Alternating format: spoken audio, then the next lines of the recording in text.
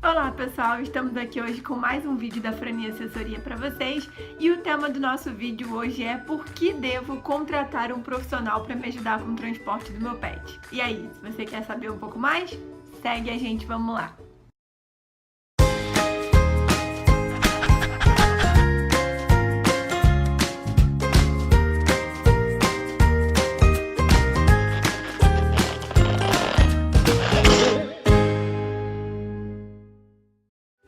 Então, pessoal, primeiro eu queria falar com vocês em relação a essa questão de um tema que a gente decidiu trazer aqui no canal por conta de terem muitas pessoas, às vezes, que querem fazer o processo para os seus animais, mas que não entendem que quando você não tem um profissional qualificado para te ajudar, um profissional que já tem experiência na área, você pode ter o que a gente chama de prejuízos financeiros e emocionais. Prejuízos financeiros porque você vai estar tendo despesas, né, investindo em valores de coisas que você, no caso, vai ter que pagar para poder fazer o transporte do seu animal por conta própria. E se você não respeitar todos os procedimentos e todas as exigências, você pode ter um prejuízo financeiro, porque você, no caso, vai ter uma despesa e não vai conseguir obter o resultado que é o que você precisa, que ao final seria ter sucesso com o transporte do seu pet. E o prejuízo emocional, quando a gente fala, seria porque, no caso, muitas das vezes acontecem problemas durante a questão da elaboração de um planejamento de viagem para o animal, quando a pessoa faz por conta própria sozinha, e por esse motivo ela acaba tendo prejuízo emocional, porque ela infelizmente não consegue fazer o transporte do seu animal e ele acaba não conseguindo viajar, e aí depois ela acaba tendo que procurar uma empresa para fazer alguma correção no que ela não conseguiu fazer por completo. Então, a primeira coisa que eu queria falar com vocês, você já deve ter escutado aquela pessoa que vira pra você e fala: "Ah, mas por que você não faz sozinho? Você mesmo faz, vai pagar alguém pra quê?" Então, essas perguntas, né, essas sugestões que pessoas às vezes dão, quando a gente fala sobre um transporte de animais para outro país, porque a gente sabe que, né, o procedimento para fazer um voo doméstico com animal dentro do Brasil é um procedimento bem mais prático do que um procedimento para você sair do país com o animal, visto que você tem várias despesas, a questão também do tempo, o prazo e as exigências sanitárias também, que são muito importantes. Então, por esse motivo, que a gente, no caso, decidiu fazer um vídeo para mostrar para vocês alguns pontos que eu já vou começar a explicar agora mesmo. Primeira questão: por que você deve contratar um profissional para te ajudar com o transporte dos seus animais ou do seu animal? Primeira coisa, todos os animais, quando vão viajar, no caso, vão sair de um país, né, do país de origem que eles estão e vão para um país, para o seu país de destino, né, seja lá qual for, o país, no caso de destino, é o país que determina as exigências sanitárias. Ele é quem vai dizer o que é obrigatório, o que tem que ser feito para que esse animal que está vindo de fora possa entrar dentro do país. Isso às vezes as pessoas não entendem. Às vezes elas querem fazer o processo para um animal como se fosse o mesmo procedimento de uma pessoa, no caso, viajando para outro país, né? Comprar passagem e ir. E não. Na maioria dos casos, existe a quarentena, existe a questão do prazo para fazer a liberação documental, que é para tirar a emissão do CZI, né, o documento que é de autorização de embarque. Muitas das vezes tem que fazer um agendamento com o veterinário, tem a questão do prazo. Em alguns casos, como os países na União Europeia, tem que fazer o exame de raiva, a soroneutralização, que é um exame que é feito para detectar qual quantidade de anticorpos que o animal tem contra a raiva. Então, assim, quando a gente fala de etapas e burocracias, a gente quer dizer em relação às regras que precisam ser cumpridas.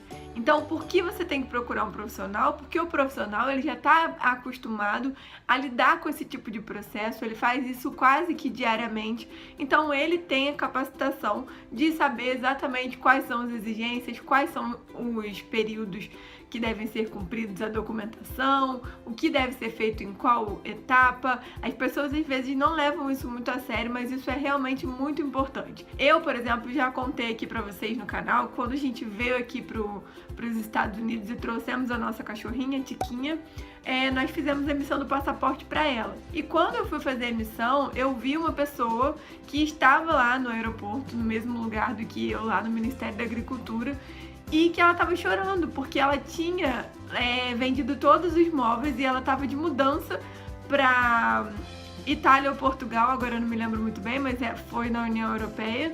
E a veterinária que atendeu ela na época não falou para ela sobre o prazo dos 90 dias que você precisa fazer do animal, né, fazer de quarentena e aguardar no Brasil. E aí eu me lembro que eu ainda chamei ela para conversar, me apresentei, falei, né, que eu fazia. Eu também fiquei assim muito comovida com a história dela, porque ela estava muito nervosa, não sabia o que ela ia fazer, já tinha vendido todos os móveis, ia ter que pagar outras passagens porque não conseguiu a liberação do documento, porque quando chegou no Ministério da Agricultura, que eles foram verificar a documentação dos animais, não estava feita a questão do tempo de 90 dias, né, que é obrigatório fazer a partir da data da coleta da sorologia, no caso de animais, né, do Brasil para a União Europeia. E esse foi um caso que me deixou assim, que eu acho que eu vou lembrar sempre, porque eu vi assim o desespero da pessoa e foi infelizmente por falta de informação. A gente já teve também alguns outros casos, que eu não vou citar o nome dos clientes para poder não expor ninguém, mas casos de assessorias que a gente, né, no caso nossa equipe realizou. E um deles, por exemplo, a pessoa adquiriu um filhotinho, também não vou dizer a raça, porque senão a pessoa pode saber que eu tô falando dela. Bom, a pessoa adquiriu um filhote, e esse filhote, ela, quando adquiriu com um estabelecimento, a pessoa disse pra ela que ela não ia conseguir embarcar com esse animal para a União Europeia, porque ela tinha comprado e que era muito difícil e que não ia dar. E aí ela procurou a nossa equipe, bem nervosa com essa situação toda de não saber como fazer. E hoje ela está na União Europeia com o animalzinho dela, que falaram para ela que ela não ia poder levar. Então esse é um dos diversos casos que a gente tem. A gente também teve outro caso de uma pessoa que teve um compromisso de emergência na Europa, precisava levar o seu animal e o veterinário não orientou adequadamente. Infelizmente esse animal teve que ficar hospedado num hotel porque era uma situação de emergência, a família precisava ir às pressas para um país determinado na Europa. E o animal teve que ficar no hotel porque ele não tinha feito nem a sorologia de raiva ainda, não tinha feito nenhum procedimento. E teve que ser feito todas as etapas serem cumpridas para o animal aguardar e depois poder embarcar para a União Europeia.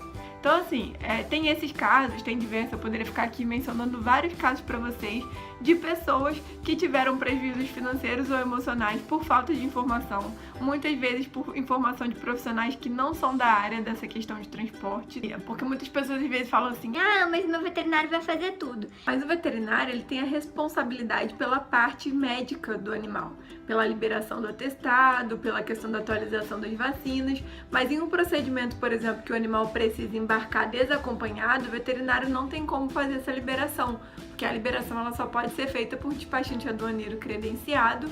O veterinário ele é o responsável por fazer a parte médica, a liberação do atestado, a questão da atualização das vacinas, mas ele não pode ser responsabilizado, como muitas pessoas pensam, que o veterinário vai conseguir ajudar a fazer o procedimento até o final.